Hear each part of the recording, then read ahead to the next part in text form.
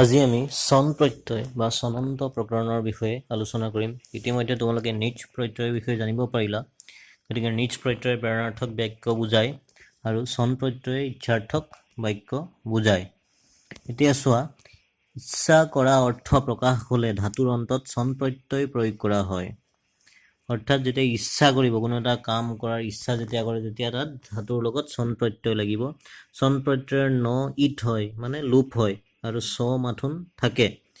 যেই সেই ধাতুৱে চন প্ৰত্যয়ন্ত হ'ব পাৰে।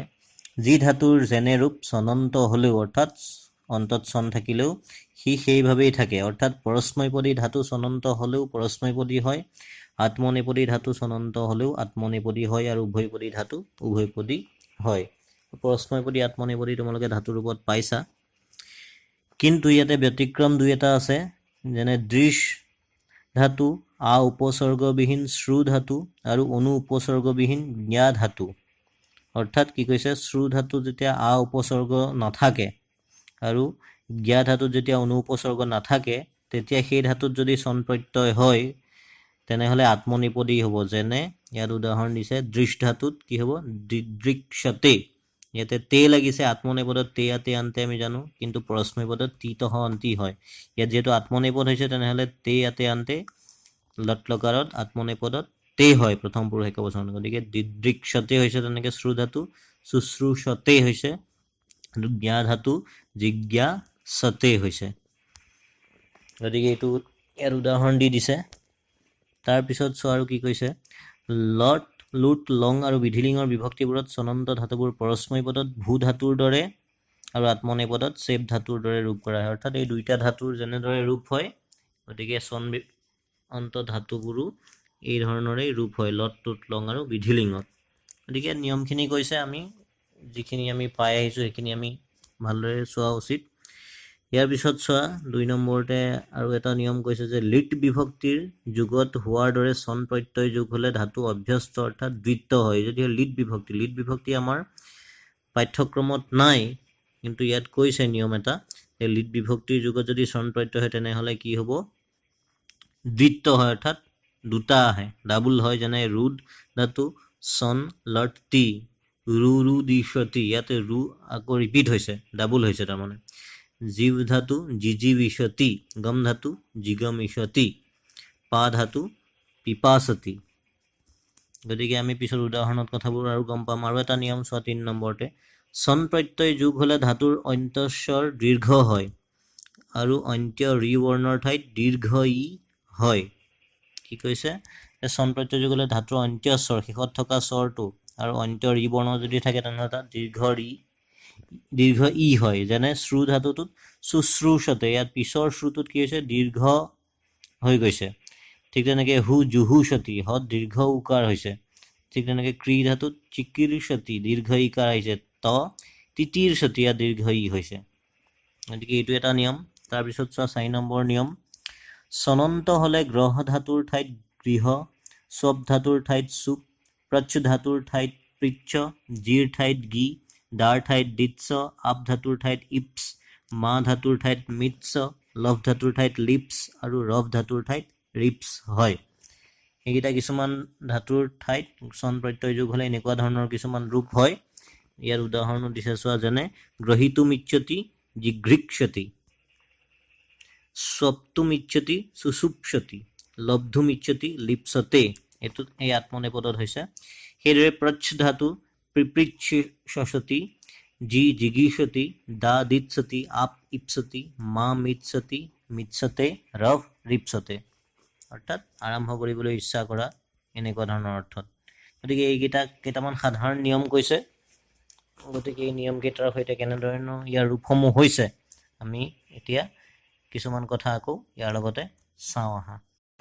এতিয়া চোৱা, সাধাৰণতে চনন্ত ধাতুৰ পাছত আ যোগ কৰিলে বিশেষ্য হয় আৰু উ যোগ কৰিলে বিশেষণ হয়। যেনে পা ধাতুত চোৱা, পিপাসাটো হ'ল বিশেষ্য, আৰু উ যোগ কৰিলে পিপাসু হ'ল বিশেষণ, অৰ্থাৎ যিজনৰ পিয়াহ লাগিছে। পিপাসা মানে পিয়াহ লগা, আৰু পিপাসু মানে যিজনৰ পিয়াহ লাগিছে, এইটো হ'ল বিশেষণ।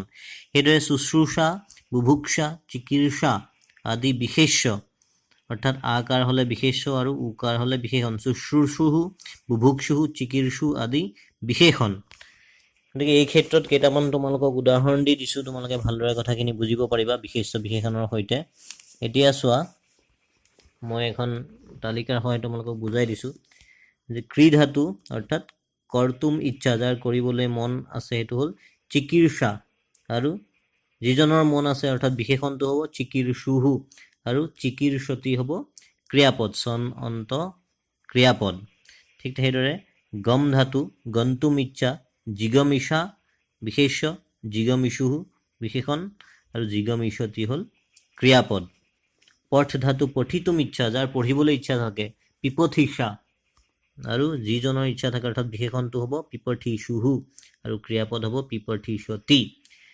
পা ধাতু পাতুম ইচ্ছা পিপাসা বিশেষণ হ'ব পিপাসুহু আৰু ক্ৰিয়াপদ হ'ব পিপাসতি ঠিক সেইদৰে মুক্তুম ইচ্ছা মুমুক্ষা আৰু মুমুক্ষুহু আৰু ক্ৰিয়াপদটো হ'ব মুমুক্ষতে এইটো আত্মনেপদত হ'ব এইটো হ'ল মুঞ্চ ধাতু ঠিক সেইদৰে চোৱা লভিতুম ইচ্ছা লভ ধাতু লিপসা লিপসুহু এইটো আত্মনেপদত হ'ব লিপসতে ভুজ ধাতু এনেকৈ বুভুক্ষা বুভুক্ষুহু বুভুক্ষতে অৰ্থাৎ খাবলৈ যেতিয়া ইচ্ছা কৰা হয় ঠিক তেনেদৰে জ্ঞা ধাতু জানিবলৈ ইচ্ছা কৰা জ্ঞাতুম ইচ্ছা জিজ্ঞাসা জিজ্ঞাসুহু জিজ্ঞাসতে শ্ৰু ধাতু শ্ৰোতুম ইচ্ছা শুনিবলৈ ইচ্ছা কৰা শুশ্ৰূষা শুশ্ৰূষুহু শুশ্ৰূষতে ঠিক সেইদৰে আমি পাইছোঁ বিভিন্ন ধৰণৰ এনেকুৱা উদাহৰণ তোমালোকৰ আছে হন্তুম ইচ্ছা অৰ্থাৎ মাৰিবলৈ ইচ্ছা কৰা হন ধাতু জিঘাংসা জিঘাংসুহু জিঘাংসতি এইটো হ'ল ক্ৰিয়াপদ দাতুম ইচ্ছা দিবলৈ ইচ্ছা কৰা দিৎসা দিৎসুহু দিৎসতি লিখ ধাতু লিখিতুম ইচ্ছা লিলিখিষা লিলিখিষুহু লিলিখিষতি গতিকে এইকেইটা তোমালোকৰ বিশেষ্য বিশেষণৰ সহায়ত উদাহৰণ দিছোঁ আৰু আমাৰ পৰীক্ষাৰ বাবে বা আমাৰ যিটো লাগতিয়াল হৈছে সেইটো ক্ৰিয়াপদৰ সৈতে যিটো হয় সেইটো আমি শেষৰ লাইনত যিকেইটা দিয়া হৈছে সেইকেইটা আমাৰ পৰীক্ষাৰ বাবে প্ৰয়োজনীয় কিন্তু আমি বিশেষ্য বিশেষণটো জানিব লাগে যিহেতু বাক্যত ইয়াৰ প্ৰয়োগ হয় গতিকে এইখিনি তোমালোকক বিশেষ্য বিশেষণৰ সৈতে ক্ৰিয়াপদটো দেখুৱাই দিছোঁ আৰু আমাৰ কিছুমান লাগতিয়াল বা সচৰাচৰ আহি থকা ক্ৰিয়াপদ কেইটামান আমি এতিয়া চাওঁ কেইটামান ধাতুৰ উদাহৰণ চোৱা চন প্ৰত্যয়ৰ সৈতে যেনেধৰণৰ নম ধাতু নিনংসতি পঠ ধাতু ৰিড পিপঠিষতি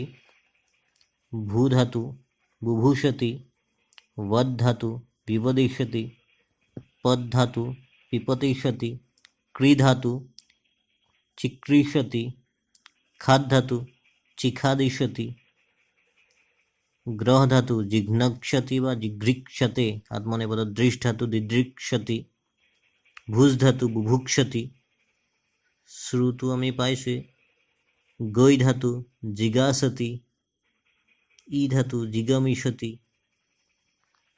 গতিকে এনেকুৱা ধৰণৰ আৰু বহুতো উদাহৰণ আছে তোমালোকে এইবিলাক অলপমান পঢ়িবা বহুত ক্ষেত্ৰত যেহেতু নিজ প্ৰত্যয়ৰে কিছুমান নিৰ্দিষ্ট নিয়মৰ সহায়ত এইটো প্ৰত্যয় অলপমান বুজিবলৈ অসুবিধা গতিকে তোমালোকে যিমানখিনি অভ্যাস কৰিবা সিমান তোমালোকে বুজি পাবা একেধৰণৰ কথাবিলাক মিলাই লৈ পেলাই তোমালোকে অভ্যাস কৰিবা এতিয়া তোমালোকৰ হাইস্কুল শিক্ষান্ত পৰীক্ষাত আহি যোৱা ৩-৪ বছৰত কেনেকুৱা ধৰণৰ আহিছে চন প্ৰত্যয়ৰ শব্দ আমি চাওঁ 2016 আহিছে ক্ৰী ধাতু চন প্ৰত্যয় লট টিতে আহে বা আত্মনেপদ বা এইটো দিয়ে তোমালোকে চাবা যে চিকীৰ্ষতি গম ধাতু চন প্ৰত্যয় জিগমিষতি ঠিক সেইদৰে 2018 আহিছে পা ধাতু চন লট টি পিপাসতি গৈ ধাতু চন লট টি জিগাসতি 19 আহিছে ভুজ ধাতু চন লট টি বুভুক্ষতি লভ ধাতু চন লট টি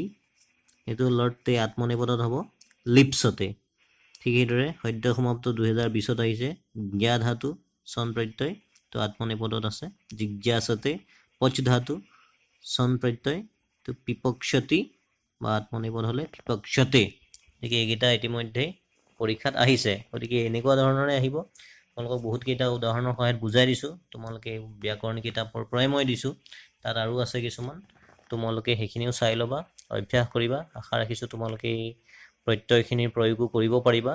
তোমালোকে ভালদৰে অলপ পঢ়িবা, বুজিবা আৰু অভ্যাস কৰিবা। গতিকে তোমালোকে নিশ্চয় সফল হ'বা। গতিকে ইয়াৰ পিছত আজি চন প্ৰত্যয়ৰ পাঠটো ইমানতে সামৰিছোঁ। ইয়াৰ পিছত আমি আকৌ ব্যাকৰণৰ বেলেগ বিষয় আলোচনা কৰিম।